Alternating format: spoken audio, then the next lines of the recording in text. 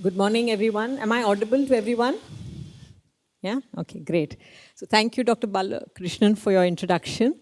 And it's wonderful to be here, and our team is here for the second year. And we thank Akila for giving us this opportunity for this keynote address. And as was mentioned, I represent Al-Noor Training Center for Persons with Disabilities. We are located in Dubai. And yes, Dubai is known for Burj Khalifa and all the glitzy malls and all of those glamorous places. But I assure you at the end of this session, you will all know one more thing about Dubai, and that's the Al-Noor Training Center for Persons with Disabilities. So this is our story, and I bring it to you here this morning. So the focus of our presentation is what we have been doing for the last several years in the field of assistive technology, and we're going to be focusing on the service delivery aspects of assistive technology, something which I observed that has not been much spoken about, though I may be completely wrong, but I'd like to focus our presentation here on how we've been delivering holistic services across a range of functions in the area of assistive technology to individuals with disabilities. So, yeah, here we go. So we draw inspiration from the UAE leadership, and this is a quote from His Highness Sheikh Mohammed bin Rashid Al Maktoum. We'd like to acknowledge that this is a collective teamwork, and assistive technology just cannot work in a clinical or a rehabilitation setting without the contribution of not only the individuals with disabilities and their families, but as importantly or equally importantly, the team members that work together to bring about that change. And for us, it's as a non-profit organization, we are extensively supported by a generous community of supporters without whom I wouldn't be standing here today and this presentation wouldn't have happened. Of course, this is the mandatory disclosure. So we request you not to take pictures of videos of our students, because we're going to be sharing a number of videos through this presentation. So this is Al-Noor. We are in our 42nd year of operations. We are the foremost center in the UAE. We're located in Dubai, and we have no branches. We are licensed under the ministry, the Federal Ministry of Community Development. We serve close to 200 students with diverse disabilities who have high support needs, who hail from 35 different nationalities. Our services are ISO certified. We are a multi-award-winning center, and here we go with our story. So this video was taken because right as soon as we go back tomorrow, back to Dubai, on Monday we have the Accessibilities Expo, which is a premier event to showcase assistive technology and accessibility in the area of disability. And this video has been taken very recently that showcases some of the work that we do. Let me play that video. Can somebody play that video here? I think when I click it, it doesn't. No.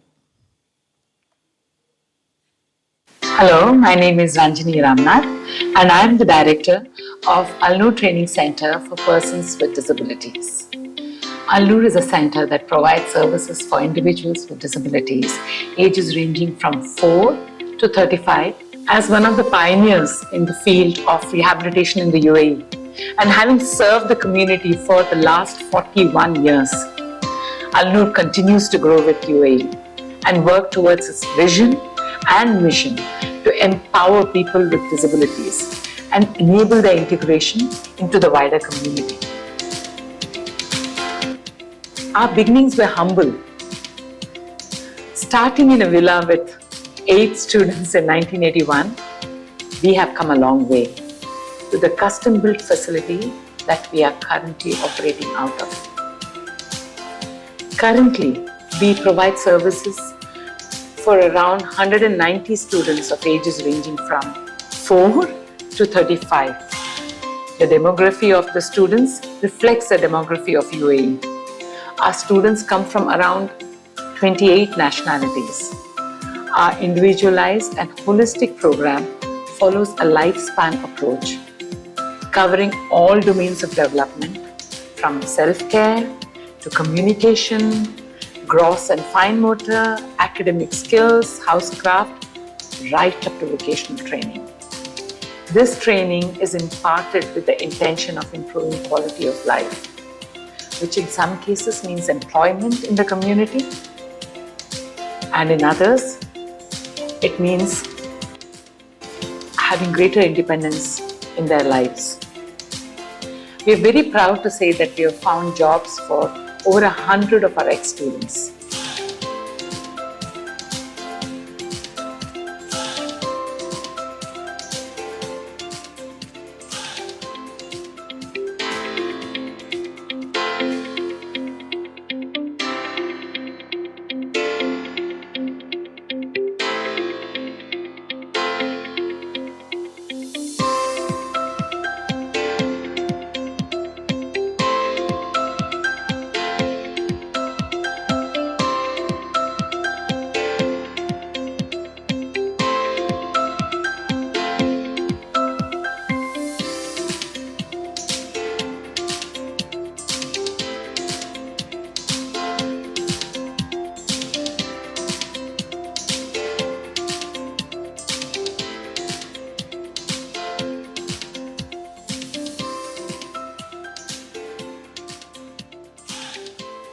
We are very excited to be a part of the Accessibility Expo this year. We can't wait to exhibit all the products that we have fabricated in-house to ensure that our students have better access to their environment.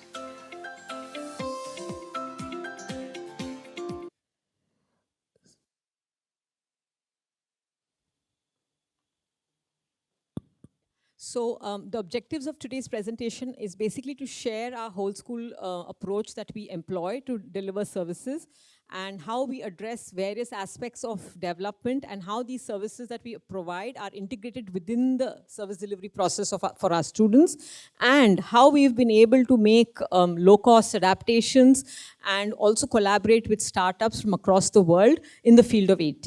So basically to kind of summarize the story that we wish to communicate, one is that since we're a not-for-profit, the whole objective is that we think we can be an inspiration for others who can use lessons from our journey and similarly do this, do what we've done in their settings. We have addressed as many stakeholders as possible, so that includes not only the individual, his or her family, as well as the community, and most importantly, the team, the staff that works to deliver the training and deliver the service in the assistive technology ecosystem. We know that we've been able to impact quality of life of many of our students and their families.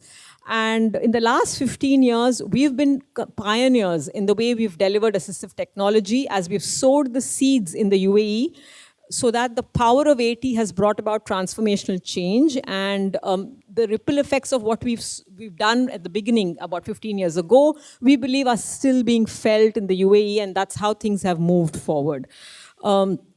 So what actually contributes to the way we have been serving across all areas with the team in mind? One is our core service delivery process, which is the pillar on which we stand. So we follow what is called as a transdisciplinary approach to education and rehabilitation. And as a result of which, there is a lot of teamwork that happens in terms of, for an example, if a student has to be positioned in a certain way, or if his or her AAC has to be used, it's used across settings within the school as well as at home. So to ensure that the impact of the training that a student receives at school is felt not only in a particular therapeutic setting where the student is, but also in other settings where the student is at the center, for example, in the classroom, in vocational training, on the play field, in the auditorium, so on, as well as at home, where we're providing support to families to ensure that there's continuity of the same training. So back in 2011, 2012, that's where our initial steps were taken, where we were able to collaborate with Samsung and provide apps. Back then, there were very few institutions were able to use apps for learning. We were able to harness the intuitive power of technology in apps that were donated to us by Samsung, and we were able to match those apps to the skills in the curriculum that we were setting out to teach. And those helped our students to become familiar with touch-based devices and gain information, learning, and the IEPs were worked on through those apps. We were able to actually develop apps in collaboration with Samsung back in 2012. So what have been our milestones so far? So we've been able to establish a whole service of assistive technology back in 2014. 2016, 2017, we then set out to intensify those services. We've been doing parent empowerment. Then in about 2-3 events, major events in 2008, 2015, and 2017, we had mass awareness programs in Dubai where we engaged with the community, and we'll show you videos of that. In 2017, 2018, we then realized that we need to look at customization and personalization of adaptations. That's how we set up the AT Lab. Through this journey, we've been able to collaborate with organizations within the region and outside, as well as present at international conferences so that the work that we've done gets known, and we get feedback, and we get ways to improve upon the work that we've been doing. And we've got some videos to show you what we've been doing recently post-pandemic. So we felt the need to start this full-fledged service in Al Noor is because prior to 2014, we were doing things in a little more unstructured way. So we've been using AAC a long time before. We've also been using adapted writing tools and adaptations for self-care, which were pretty rudimentary, as well as in vocational training. But back in 2014, we realized we needed to structure this. We needed to ensure that it had an impact for all students in all settings, and also that it had to be in partnership with parents. And we were able to do that because we already had an existing approach of transdisciplinary services, which worked well in the way AT services were being delivered. So a lot of our focus has been on training and supporting our staff as well as our families. So our staff routinely get deputed for conferences, for mentorship, for online training, certification courses. We've also been extremely fortunate with a very strong fundraising team that has helped us to receive grants and donations, being not-for-profit in Dubai and serving those with high support needs. Our students have very high support needs, and our families come from very diverse economic backgrounds. So it's not the glitzy Dubai that you would otherwise associate. Al Noor is a different place. So it's a paradox of situations that we are confronted with. So our constant effort is to raise funds so that we are able to provide those trial devices, we're able to procure those devices so that we are able to sustain our services as well as training. We've also very early on realized that AT cannot be a standalone service. It has to be integrated into the curriculum in a school-based setting, which is what we've done. So all our students' IEPs contain customized skills that a student needs to develop his skills. So our curriculum already contains skills in assistive technology in the area of seating mobility, cognitive and communication skills, as well as in access. We strongly advocate for a team approach, whether it's for assessment. So we use the SET framework to deliver our assessments. We conduct assessments using the SET framework. So our transdisciplinary team. So what does a transdisciplinary team consist of? It consists of the special educator, the rehabilitation professionals, that includes the physical therapist, the speech and language pathologist, the occupational therapist. We have the psychologist, who's also part of the team to better understand the acceptance of assistive technology by the individual.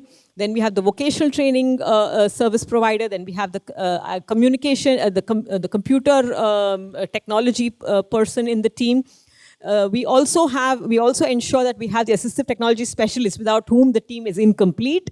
So it's a transdisciplinary team that assesses a student's needs, and it's the same transdisciplinary team that also provides intervention during the course of the school day. So we provide services both in a pull-out session where the student is pulled out of his or her classroom and provided skill-based training. We're also doing push-in services where the specialist goes into the routines of the child or the individual and provides access and breaks down barriers that the individual might face in routine settings. We also do a lot of team teaching. 2 or more professionals work together to address the access needs of an individual. There's a lot of monitoring that goes on, and constant feedback is taken to ensure that our services meet the needs of the individual. So our AT services cover all these areas: academics, literacy, communication, seating mobility, fine motor, leisure, co-curricular activities, which include swim, and you'll see videos of that, art and craft, sport, self-organization, activities of daily living or self-care, independent living. We also look at access to the computer, vocational training, visual and auditory processing, because we have a number of students with multiple disabilities and VI, as well as in numeracy skills. So this is our very wide scope of implementation. So some of these videos, can I have someone please click on those videos? So these videos will show you the implementation in a classroom. One space toward the tall grass. Look, where is the tall grass? Yeah, so left. Good work. Move one space closer to the giant gorilla head. Giant gorilla head. Where is he? Up, down. So click up. One. That's the right spot. Wow! Just right. Cookies. Move one space closer to the seashells. Seashells. Where are the seashells? Up or down? Up. Okay.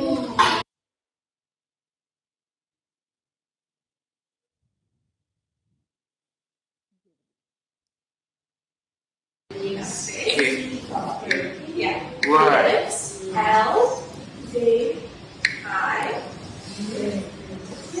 E. That's right. Correct. V. Let's type monkey. M.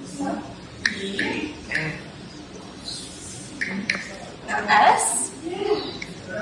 S. That's N. So it's space. Space. That's right. That's right. That's right. Yes. Very good. Monkey lives in the grassland.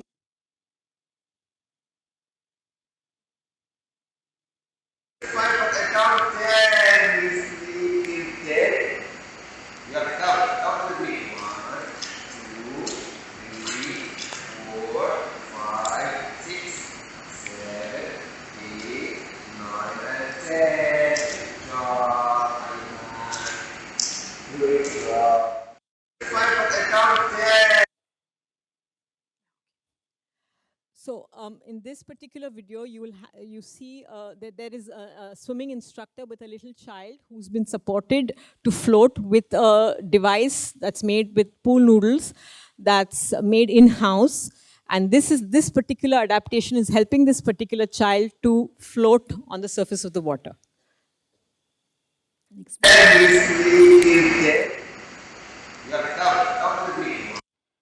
So in this video, we have a young lady who is an individual with spastic quadriplegia, who's seated well and who is accessing a game via an eye gaze software, an eye gaze device that's mounted, where she's actually using a game to color and fill a Christmas tree. You can play this.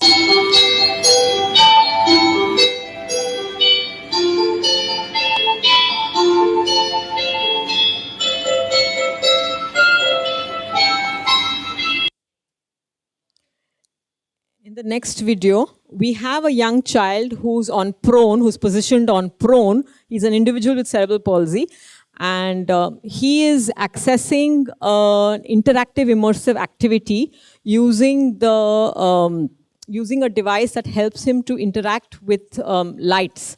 So, and query cerebral visual impairment. Yeah, lovely. Oh! Wow! Touch, touch, touch. Let's see what comes next. Wow, yellow. Yellow. Next. Yeah. So in this, we have another eye gaze user, a young boy who's accessing his favorite Mickey and Donald cartoons using his eye gaze. Go ahead, please.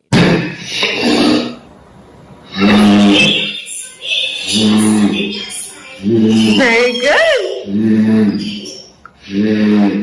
And Goofy! You wanted the Goofy, I know. Perfect! Oh, what is he doing? Good, good, good. Yes. Listen to it and then wait for another one. Very good. You're checking out every one of it. Check what's down. There's Mickey, Minnie. Oh, you went back to the dog again? Next video, please. So in this video, we have a young child who is in an indoor sports facility of Al-Noor. And she's on a wheelchair. She is using an adaptation that helps her to adaptation that's fitted to her wheelchair, her seating system, and that she's using to access and move around a ball. So she's yeah, go ahead, play. Good also, but you have to make it all like those people. This adaptation is made in-house. In this video, we have, in our printing technology unit, which is a vocational training unit, we have a young individual who is a person with cerebral palsy who is seated in his customized seating system, who is accessing an in-house made adaptation to fold a t-shirt, and he's being instructed by the vocational training instructor. Go ahead. Yes, I'm going to spread the t-shirt here. You're going to fold t-shirt, yeah? Yes, okay. Very excited? Yes. Fold t-shirt. Fold t-shirt. Very good. Good job. Very good job. Wow. Look at the t-shirt. How nicely you fold it. Yeah, you fold the t-shirt. Next video. So in this, in our woodwork workshop, we have the instructor who's training an individual with Down syndrome who is seated, and he's trying to access a screw, a hand screw, which has been adapted and customized for him, given his fine motor challenges. There's also low-tech AAC available for him to communicate. Very good. Very good. Very good.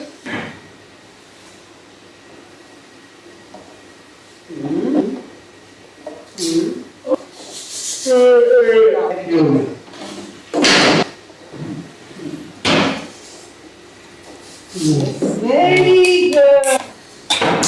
Okay, now close it. Close it. Close it. Yes, Abdullah, close it. No, very good. In this video, we have a young lady who has intellectual disability, who is accessing beading, which is part of our vocational training service, with the help of a device called Vice, which is table fitted. And she's beading wires, inserting beads into a wire with the help of that adaptation. And that's helping her to do that skill independently.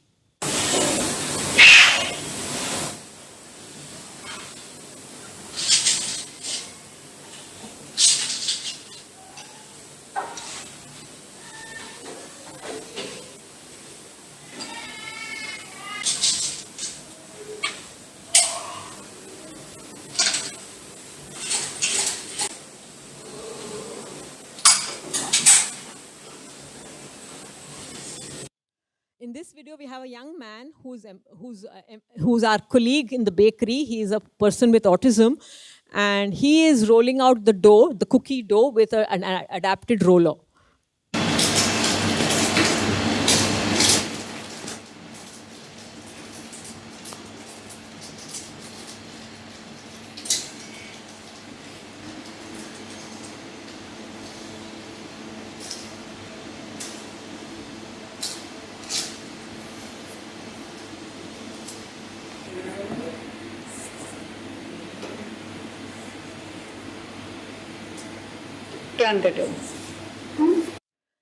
So, as we've intensified our services, we realized that we need to address those with low vision and cerebral visual impairment. And here is a session on literacy, how we are imparting literacy intervention to some of our students with the very highest support needs. And this is taking place in a controlled setting, controlled light setting, with focused stimuli, with high contrast stimuli. And the teacher and the entire class team, the educator, is working with a group of students in providing literacy intervention.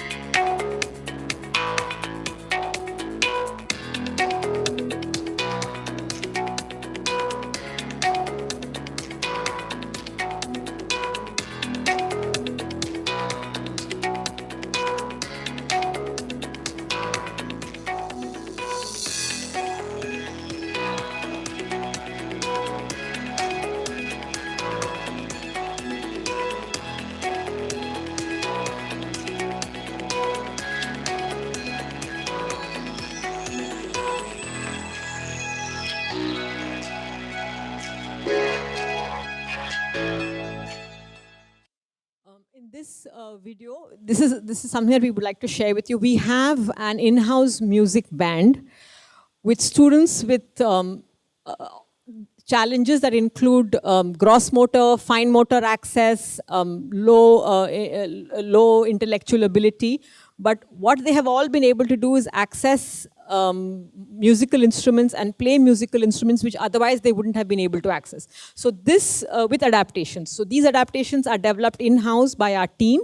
And this band is called the Noor Heartbeats Band. Here you'll see them play the UAE national anthem. The music teacher is again using an adapted way to cue them for rhythm. So just have a look at this.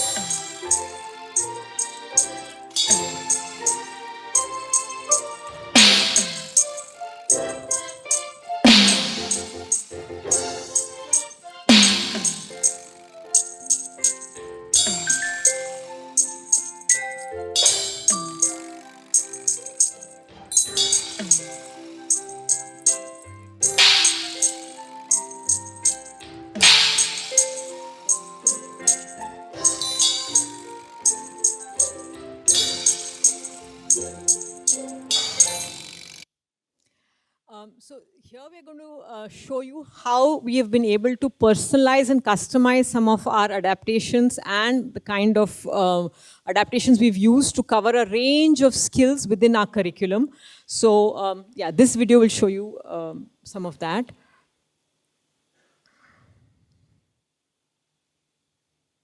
So here you can see how the keyboard is mounted for easy access. This is a low-cost page turner. Again, made in-house. Then we have Touch Music, which is an app that we've used on our tablet. We have this where we have a young child who's using a switch to access a toy. We have a student who's using eye gaze to paint. Then we use a lot of vision-friendly resources for developing literacy skills which have high contrast. Then we have backlit activities for engaging students. Again, with high contrast resources to access learning. Then these are bubble words that are used for those with, bubble letters that are used for those with CVI. Then we have again AAC with symbols, high contrast symbol scoreboard. We have also made stories using tactile objects with high contrast text. Then we use the light aid a lot for our low vision needs. We have developed this particular adaptation for accessing feeding and drinking. which is again made by our staff in AT lab. We also have a weighted pencil that is pretty common. We again have for different fine motor and eye-hand coordination needs. We also have a low-tech footstool here. We have different kinds of mounts for different needs, using again low-cost material for holding textbooks, tablets, for using for sipping through a straw.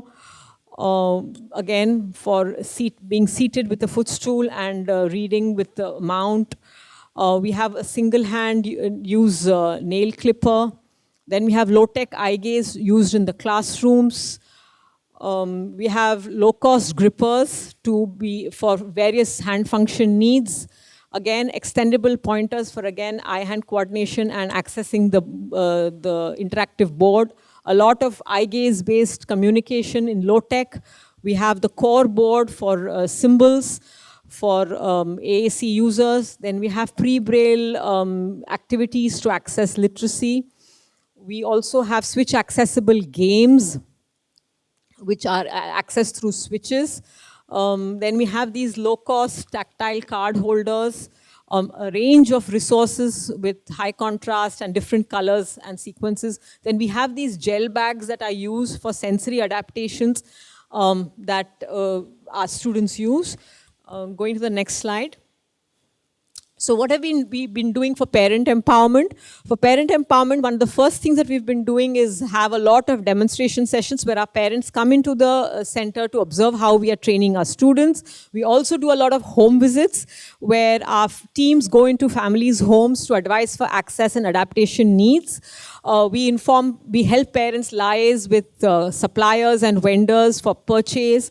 We also provide solutions that we have fabricated at the center to the parents. We also provide loans, loan devices such as the eye gaze device or particular adaptations for positioning to parents during the summer break or even during the term so that the parents can use these at home.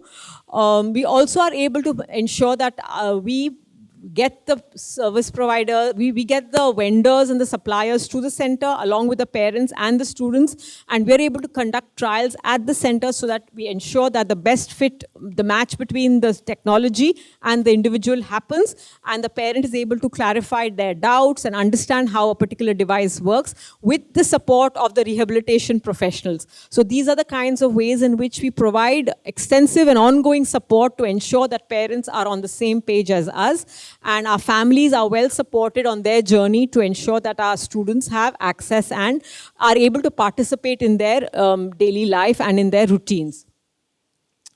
So this is our young student, Carl. So you wouldn't believe it, but previously to this, it took a long time for Carl to gain acceptance to the technology that he's now fluently using in this video. So we had to work a lot with him and his family. And we were also he was also very lucky that his family was able to get this device through a supplier at very, very low cost. So I think it was donated to the family. And here you'll see the family using, him being part of the family, using this device at home, the eye gaze device. And you can hear the cheer in the mother's voice. So you can just play this video. Hi everyone, this is Carl. He is now using his eye gaze, okay, to communicate with us. Okay, he's watching by himself. Okay, see, this is Carl. Carl on eye gaze. See, Carl on eye gaze. See.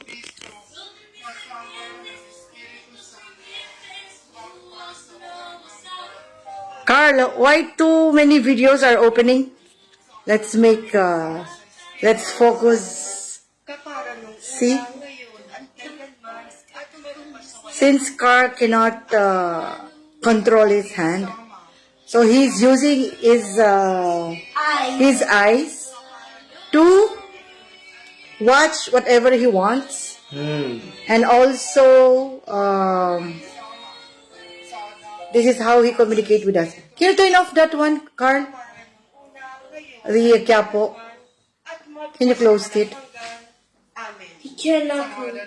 No, you can't. See? He closed it. See, stop it and he closed it. Now he's using a mouse. He's using a mouse using this one. See? I'm not even touching it. He is the one who's using it. And he's trying to look. Or search for what he likes. By using his hands. Amazing. See? By using his eyes. By using his eyes. Okay. So now, see? So these are the tools. See that? It's amazing, Carl. I didn't even know how to use this. And we have to thank Consort World for this. Yes. See? See, guys? See now? He's scrolling it. There, can you close the other window that you open? Can you close that? Still I can hear that sounds. Come on, Carl. Can you close it? So we'll go to the next video. So this video again has been taken when we had that mass community engagement activity, which was called Assistive Technology Event, the Al Noor Assistive Technology Event that was held in 2017. And basically what we did during the event was get all the stakeholders under one platform, where we were able to create an assistive technology mall, what we called as an assistive technology mall, where visitors were able to experience the way assistive technology would be used by our students. So we created a cinema, a supermarket, a cafe, a photo studio, and we were able to then engage the community where our students were able to use adaptations and assistive technology in this mall that we created to ensure that the visitors and the public got an experience of what it is like for our students to use such technologies in a public place like a mall. And this video was played at the cinema in that recreated cinema in the mall. So you just have a look at some of our young achievers using assistive technology here.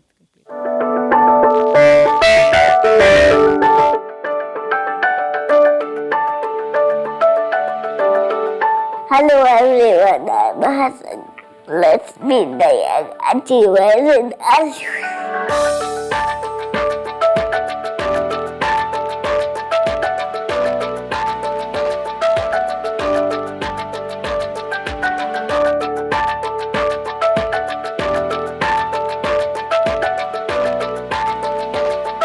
Harshil, he is a very interactive child within his limitations, since he's not mobile and he's not verbal. After coming to school and after introducing a lot of external devices, the assistive devices, it has helped Harshil immensely.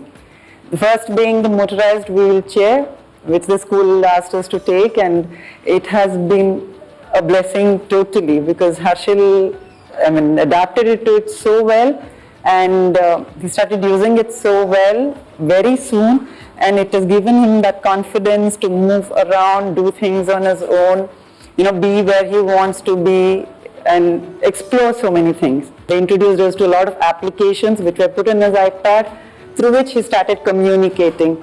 I'm looking for a much better future than I always felt he wanted to have or wished he wanted to have, but I didn't know how he would get it. So this has been a blessing for us.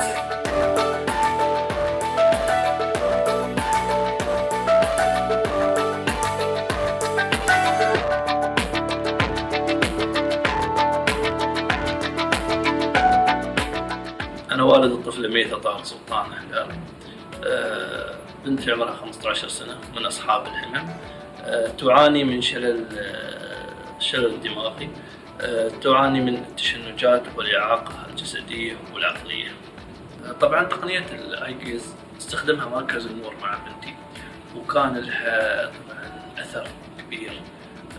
أعطاها فرصة في التعبير عن رأيها واختيار الألوان من خلال هذه التقنية المتطورة والحديثة. طبعا كانت المفاجأة أن كان لبنتي في تصميم أول فستان بواسطة هذه التقنية، فتفاجأنا لما عرضوا علي فستان بتصميم بنتي ميثا، وطبعا أعطاني حافز طبعا طاقة إيجابية في استخدام هذه التقنية للمستقبل في التواصل معنا بشكل مباشر.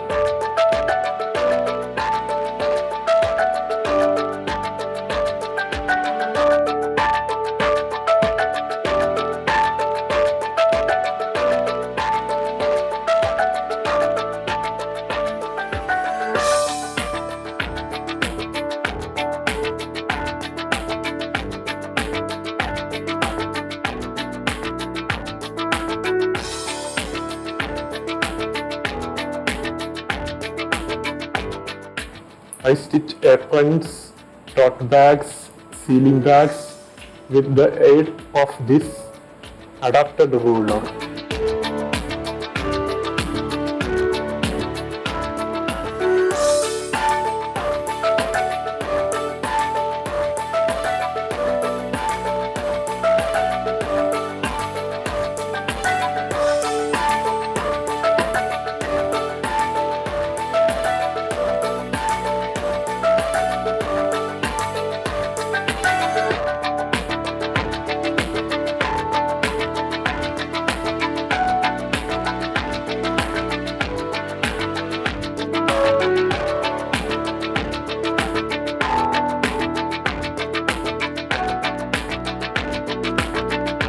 So here makes beautiful bags. The people love these bags. They are best sellers.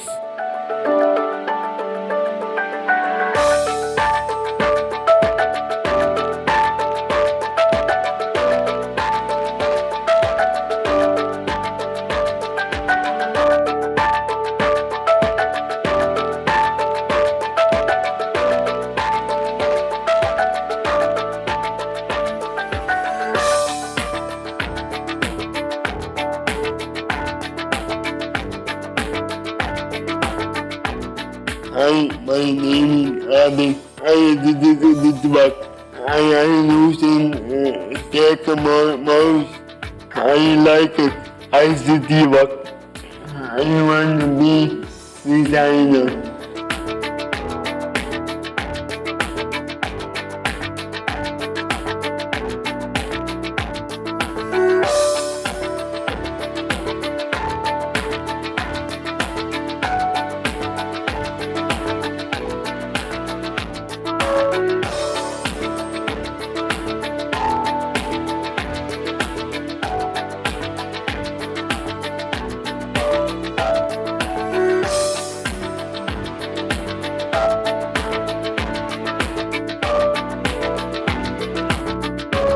I work on my projects using Clicker 7. It makes it easier for me to read and write. I want to publish my article